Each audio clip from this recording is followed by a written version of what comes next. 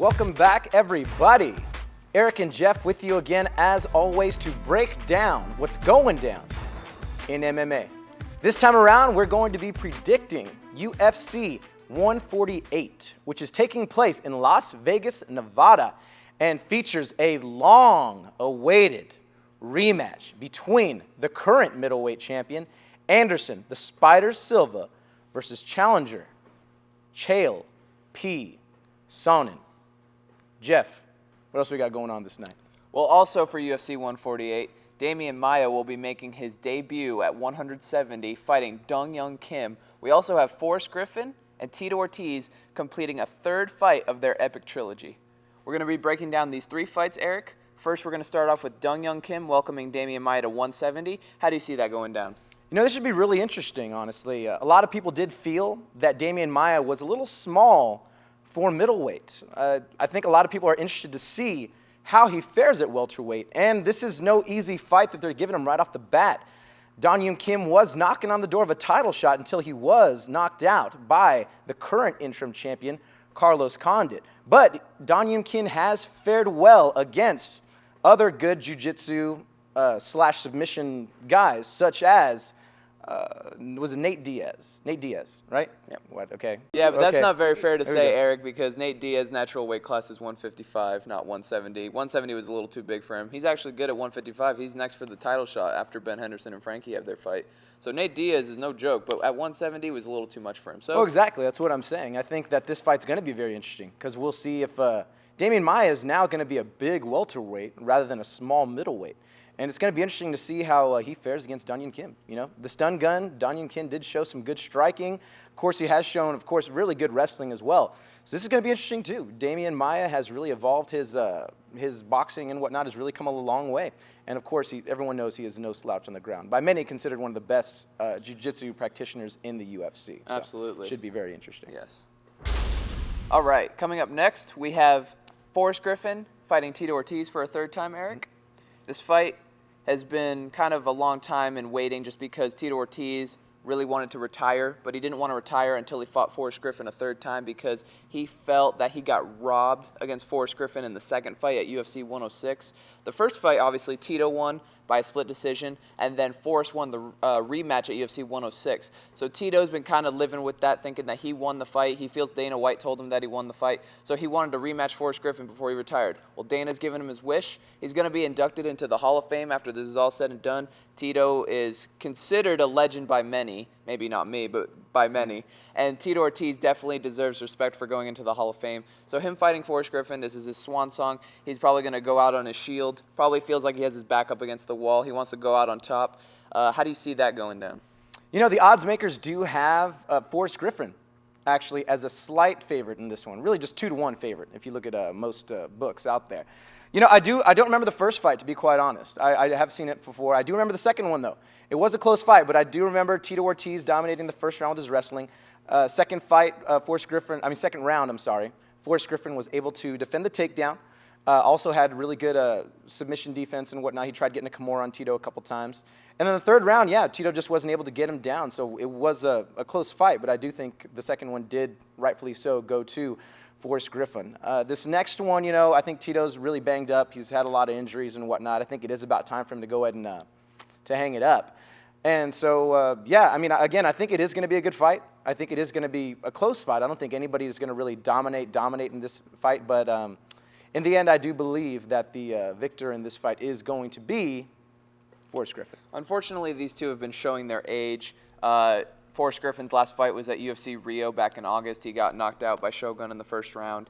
And Tito Ortiz's last fight was in December against Little Nog, and he got TKO'd in the first round with elbows to the body. So I believe that both of these guys are up in their 30s. I think Forrest is a little bit younger, but they've been both showing that they're a little up there in age. They're maybe a little bit slower athletically. They don't have the abilities that they used to. So it'd be an interesting fight, but I think that Forrest Griffin obviously will have the advantage in terms of striking and probably use good takedown defense. So that's what I think. Should make for a very interesting fight. Now, for the main event of the evening is featuring Anderson the Spider Silva versus Chael P. Sonnen. Geoff, I know you're a big Black House fan.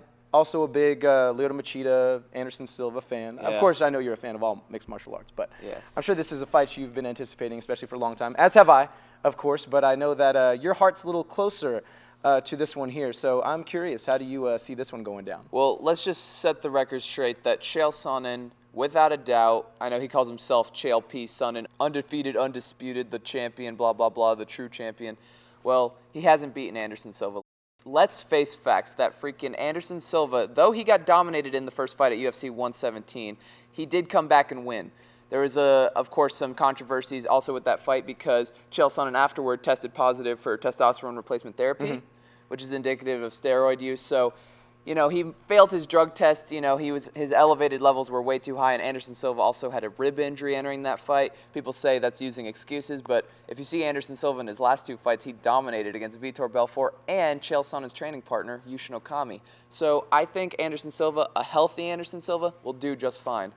In fact, I think Anderson Silva will probably finish it in the first round. That's how confident I am that he will keep it standing. Chael won't even be able to take him down. If you look at the first fight, Anderson Silva looked kind of sluggish, looked kind of slow, and of course Chael's a great wrestler. If he's going to get a takedown, it's happening, but I don't think it's going to happen this time. I think Anderson learned from the first fight. He knows what to expect. I think he's going to finish it right away, especially since Chael's been talking so much and Anderson's not liking the talking.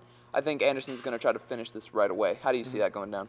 You know, I think it can go a number of ways. I can see Chael, you know, really doing much similar to he did the first fight, where it ends up going 5 rounds and winning this time. I can also see, you know, Anderson Silva ending it quickly if he happens to catch Chael Sonnen just right. Even though Chael really hasn't been rocked very much, I mean, he's got some powerful hands. So it is going to be interesting, you know, and it is interesting that the first fight they had, Chael Sonnen did dominate 4 or 5 rounds until Anderson Silva did sneak in a triangle. And yet, when Chael did come back and fight against Brian Stann, he did actually finish Brian Stann by submission. So obviously, I do believe he has been working on his, hopefully, his jiu-jitsu game and also his submission defense game. So I do believe that Anderson Silva is going to win this one. That's all I can say. To be quite honest, I can see, I think he's just going to find a way to win. He's done it so many times. I don't know how, but I think he is. I think Chael can definitely win some rounds, potentially win the fight, but in the end, I do see Anderson Silva just some miraculous way finding a way to win.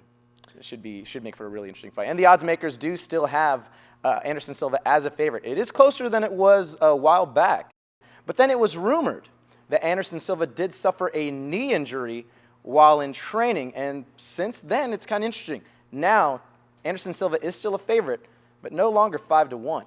He's now, on most lines, a 2-1 favorite in this fight. I think one thing that Chael Sonnen needs to do to win this fight is obviously try to recreate what he did the first time. Can he do that? Here's the thing that Chael Sonnen's done to Anderson Silva that no one else has been able to do, and I don't think anyone else really picked up on it. I think Vitor Belfort and Yushin Okami really should have watched that Chael Sonnen fight. The one thing he did that no one else did was get in Anderson's face right away. Do not let him move. Do not let him get out of the way. Don't let him move around, get angles or anything. Get in his face and make it dirty. That's exactly the way you got to beat Anderson Silva. You don't give him any space. He will attack you. You give him time, he will find a way to win. So I think that's why Chael Sonnen was so successful. Get in his face, grind it out. Exactly. Then again, you think about it, you get in somebody's face, you get in a position to get submitted. So should make for an interesting fight. Anyway, thanks guys for joining us. Hope to see you again. Eric and Geoff with you as always, predicting what's going down in MMA. Peace out. Anderson flying knee.